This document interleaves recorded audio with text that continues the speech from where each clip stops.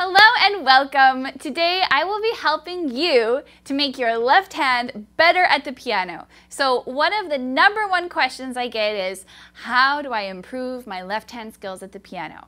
It seems like because our right hand is often carrying the brunt of the melody, that the left hand, I don't know, can feel slightly underdeveloped in terms of its skill and its dexterity. So there are things that you can do to help to bring that left hand up to speed and give you the confidence that you need to play your songs like a boss. So #1, pick out simple melodies to play with your left hand. So as I just mentioned, we're used to playing and carrying the melody in our right hand, but let's switch that around. So pick a song that you're super familiar with and play the melody of it in your left hand. So for example, watch this. Twinkle, twinkle, little star. Feels totally different in the left hand than it would the right. You could do the same thing with, like, I don't know, You Are My Sunshine. It feels weird. And I have to get creative with my finger movements, my fingering choices. All of that feels brand new. So start playing melodies with your left hand. I promise it will help.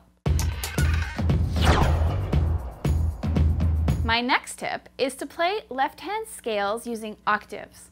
So what that requires us to do is to really connect with a shape and a movement of the left hand. It requires us to be precise. It requires us to connect with the notes so that we don't make any mistakes. And as we increase this exercise in speed, it becomes really challenging, so it'll really help you to develop your dexterity. You can do this in any key, at any tempo. See, it's hard for me to do unless I'm looking. I've been doing this for a long time, and this is still a tricky exercise, so this will definitely help you to improve your left hand skills. Next, I suggest that you work on dexterity exercises in your left hand. So we're used to playing things like hand-ins with our right hand and our left hand and hands together, but pay some special attention to just the left hand.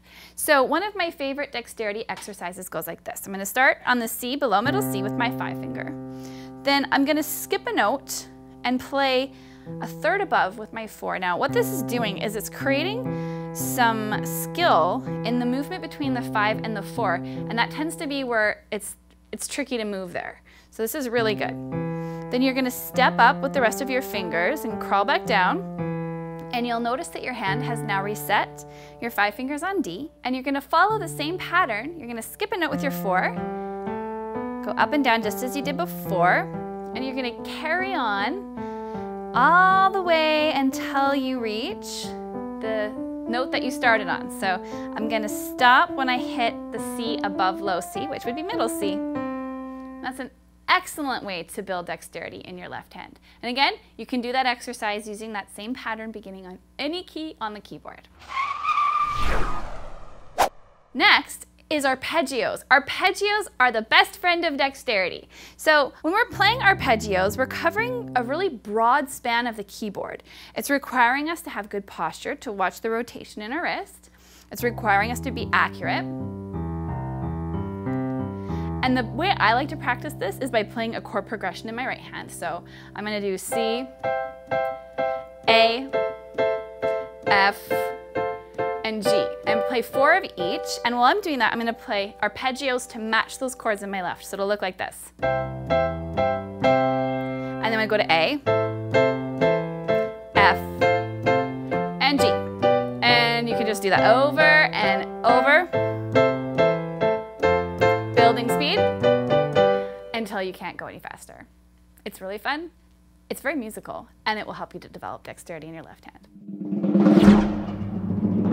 And then lastly, volume. It takes a lot of control to be able to change your volume. So playing crescendos and decrescendos, even challenging yourself to play some of these exercises as quietly as you can while still making sound on the keyboard is going to really help you to connect mentally to the weight required, to those fine little movements that you need in your left hand to be really awesome. So any of the things I just taught you, that dexterity exercise or those arpeggios, practice with dynamics. So if your arpeggios normally sound like that,